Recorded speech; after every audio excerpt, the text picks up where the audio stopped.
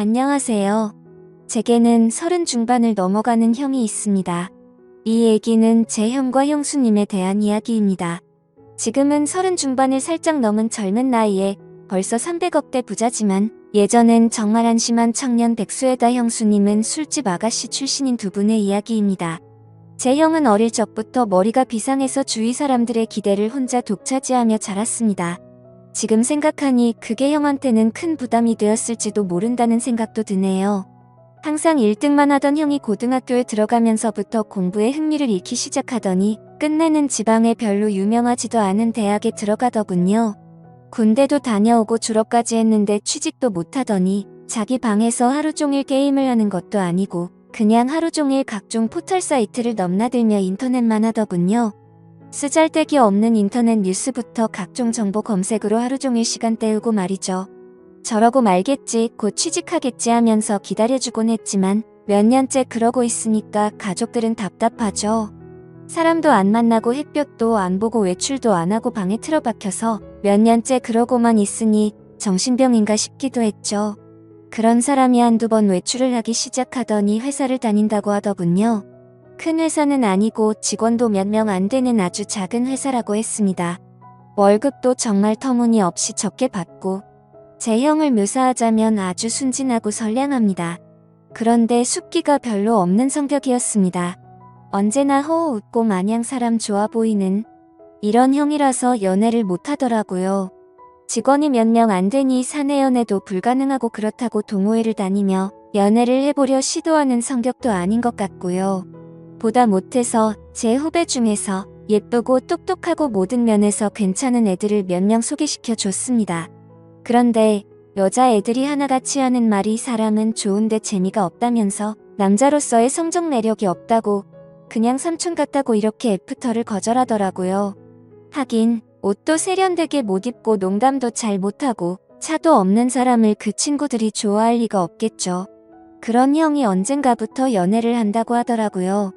그런가 보다 하고 말았는데 반년 정도가 지나더니 결혼하겠다면서 여자분을 하나 데리고 왔는데 이건 뭐 쑥맥 같은 형하고는 어울리지도 않을 정도의 미인을 데려왔더라고요. 키도 172 넘어 보이고 날씬한 데다가 얼굴도 얼마나 예쁜지 제가 지금껏 봐왔던 미인들 중에서 5손가락 안에 꼽을 정도로 상당한 미인이었습니다. 아무튼 어찌어찌해서 결혼을 하고 작은 전세방을 구해서 나가더군요. 지금부터는 형이 주말에 저를 형 자택으로 불러서 해준 이야기입니다. 형 집에 도착해서 간단한 요리와 맥주를 마시면서 고백할 게 있다면서 말하기 시작했습니다. 형이 회사를 다닐 때 형이 맡은 프로젝트가 잘 끝나서 사장이 크게 한턱 쏜다며 여자들과 노는 술집으로 갔답니다. 여자에게 숙맥이었던 형은 제대로 놀지를 못했고 구석에서 어색하게 앉아있다가 같이 앉은 아가씨와 맥주를 서로 따라주고 홀짝거리면서 얘기를 주고받았답니다. 형은 그 아가씨가 참 마음에 들더래요. 다른 직원들은 각 파트너를 데리고 방을 나섰고 형은 그냥 조금 걸었으면 좋겠다고 하면서 아가씨와 길을 걸으면서 이런저런 얘기를 나눴답니다. 좋아하는 노래, 영화 같은 얘기부터 별의별 얘기를 다 나눴다고 하더군요. 정말 오랜 친구 같은 느낌이 들더랍니다. 지루한지 모르고 얘기 나누며 그렇게 걷다가 호텔로 갔대요. 사장이 준 돈으로 방을 하나 얻어주고 아가씨를 객실 안까지 같이 가주고 그냥 나왔대요.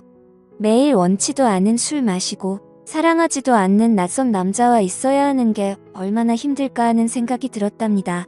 그래서 그날만큼은 남자한테 시달리지 않고 푹 쉬도록 혼자 방에서 숙면 취하라고 말해주고 나왔다고 하더라고요. 근데 형이 부탁이 하나 있다며 이렇게 재미있게 대화를 나눠본 게 처음이라고 친구하면 정말 기쁠 것 같다고 해서 전화번호를 얻었답니다. 그렇게 문자도 주고받고 가끔 전화도 하면서 친구가 되었다고 하더군요. 또 친구에서 연인이 되었던 거죠. 형수님 말씀으로는 매일매일 그런 일상에 몸과 마음이 너무 힘들었는데 형 같은 친구는 다른 세계에 사는 친구를 하나 얻은 듯한 느낌이었고 지친 일상을 잊게 해주는 휴식 같은 사람이었다고 하더군요.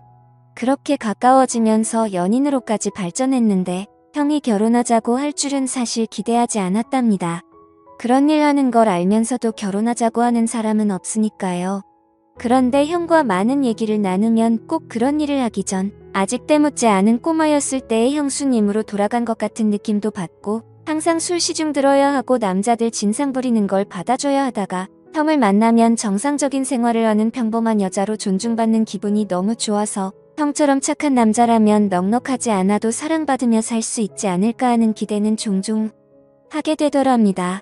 그렇게 서로 마음을 확인하고 결혼하기로 약속을 했고 형수님은 다행히 빚이 없어서 큰 탈 없이 업소일을 그만둘 수 있었답니다. 결혼 후에 형이 회사를 관두고 음식 파는 가게를 시작하고 싶다고 해서 부모님께 2억을 빌려서 가게를 냈고 예상 밖으로 돈이 더 들어서 형수님이 예전에 일하면서 모아둔 1억 5천까지 보태서 시작했는데 3개월 정도까지 안 되다가 점점 단골이 늘고 해서 소문이 나면서 북적이기 시작했답니다. 한 번 불 붙으니까 걷잡을 수 없이 장사가 잘 되었다고 하더군요. 돈 버는 재미에 힘든 줄 모르고 일했답니다. 그러다가 창의력이 뛰어난 형이 남녀노소 좋아할 만한 신메뉴도 개발하고 마케팅도 하다 보니까 동업하자는 사람들도 찾아오고 분점을 내달라는 사람들도 찾아오더래요. 그렇게 투자받아서 인테리어도 정비하고 정식으로 프랜차이즈로 등록하고 몇 년 동안 전국으로 가맹점을 내주기 시작해서 지금은 이름 대면 한 번쯤 들어봤을 법한 회사로 성장시켰답니다. 회사 관두고 해본 적도 없는 음식 사업에 도전한다고 했을 때 다들 말렸죠. 새 집 건너 한 집이 음식점이라고. 그런데 형수님은 당신이 하고 싶고 자신이 있으면 하라고 응원해 주더랍니다. 망해서 다 털어먹어도 동네에서 분식점 하면서 살면 되지. 설마 이렇게 전고 건강한 두 남녀가 산 입에 거미줄 치겠냐면서 해보라고 했다더군요. 자기가 모았던 통장까지 내주면서 정말 힘들었답니다. 그런데 프랜차이즈로 등록시키고 가맹점 내주면서 더 힘들었답니다. 자기가 까딱 잘못해서 자기 믿고 가맹점 낸 점주들이 망하면 가맹점 하나 당 가정 한 개가 파탄난다는 책임감 때문에 잠을 못 잤답니다. 하루에 2에서 3시간 정도 밖에 안 자면서 소스 개발, 메뉴 개발, 투자자들 찾아다니고 시장 분석하러 다니고 점주들 장사 잘하라고 자기 노하우 담은 책자 제작해서 돌리고 그랬답니다. 다행히도 저희 형 프랜차이즈는 안정적으로 자리 잡아서 아직도 꽤 후한 평가를 받고 있답니다. 그래서 지금은 형 나이대에 흔치 않을 만큼 큰 돈을 벌었고 반포에서도 상당히 큰 집에서 살고 있습니다. 그렇게 숫기 없어서 연애도 못 해보고 거절만 당하던 형이 이젠 물 만난 물고기처럼 완전히 딴 사람이 되었습니다. 자신감과 의욕도 넘쳐 보이고 완전히 노련한 사업가처럼 보입니다. 비싼 맞춤 수트 입고 기사까지 있는 차를 타고 다니니까 제 형이지만 참 다른 사람처럼 느껴지더군요. 이래서 사람 팔자 알 수 없다고 하나 봅니다. 형은 지금도 바빠서 집에 늦게 들어가고 주중에 형수님과 시간을 보내주지 못해서 늘 미안해서 수시로 형수님한테 전화 걸어서 사랑한다고 말해준답니다. 그리고 주말 주일은 정말 중요한 일이 있지 않은 한 오직 형수님과 아기만을 위해서 시간을 보낸다더군요. 주말, 주일은 형이 청소하고 설거지하고 요리까지 해서 먹인답니다. 주중 동안 그렇게 일하고 주말까지 그러면 힘들지 않냐고 하니까 자기는 사랑하는 아내랑 아이를 위해서 음식하고 설거지하면서 쉬게 해줄 수 있다는 게 너무 행복하답니다. 아내랑 아이 얼굴만 봐도 행복해서 피로가 풀린다고. 형수님은 업소일하면서 너무나 간절히 평범한 생활을 꿈꿨었기 때문에 집에서 집안일하고 아기 키우고 형 옷 세탁하고 다림질하는 게 너무너무 행복하답니다. 저희 형수님 그렇게 부자가 되었는데도 명품백이나 시계나 외제구두 같은 거 갖고 있지 않은 것 같습니다. 형수님 말로는 주말에 형님이랑 정원에서 배달시킨 치킨이랑 맥주 한 캔씩 먹으면서 얘기하는 게 너무 행복하답니다. 딱 그만큼의 행복도 감당할 수 없을 정도라면서 형수님은 매달 부모님께 월급 정도의 용돈도 넉넉하게 보내주시고 우리한테는 볼 때마다 용돈도 주십니다. 형수님은 저보다 1살 어리십니다. 그런 형수한테 학생도 아닌 번듯한 직장 다니며 나름 연봉도 꽤 받는 제가 용돈 받는 게 웃기는 것 같아서 애도 아니고 용돈 주지 마세요 했더니 형수가 자기가 번 돈이 아니라 형님이 번 형 돈이라고 자기는 단지 전해주는 것만 할 뿐이고 아무리 나이가 들어도 형한테는 언제나 어린 동생들이니 형이 용돈 주고 싶어 할 거라면서 받으라고 하는데 이것 참 난감하더라고요. 부모님은 형수님을 참 좋아하십니다. 남편한테 잘하고 시부모님께 잘하고 참하고 인물도 훌륭하고 뭐 보는 사람마다 며느리 칭찬을 하니까요. 저의 부모님도 형수님을 딸처럼 아끼십니다.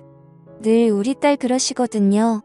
처음엔 형수님 외모가 너무 바비 인형 같아서 어리숙한 형 등쳐먹으려는 꽃뱀이 아닐까 하는 의심도 했었지만 지금은 존경스러울 정도입니다. 시부모님과 우리가 형수님께 너무 잘 대해줘서 형수님은 자신의 과거에 대해 숨겨온 것에 대해 지금껏 늘 죄책감을 갖고 살았답니다. 그래서 털어놓고 싶어서 지금에서야 우리한테 말하는 거라고. 그래서 저는 누가 뭐래도 형수님은 우리 식구들이 가장 좋아한 우리 형수님이었고 앞으로도 그럴 겁니다. 형님과 형수님이 성실하게 살았다는 건 알았지만 그렇게 남들보다 몇 배로 애를 쓰며 살았다는 것까진 몰랐네요. 형수님 앞으로도 우리 형님 잘 부탁드립니다. 고맙습니다. 하면서 절을 하니까 형수님이 고맙다면서 우시더라고요. 저까지 마음이 아프더라고요. 얼마나 마음고생을 하셨으면. 인간적으로 존경스럽더라고요.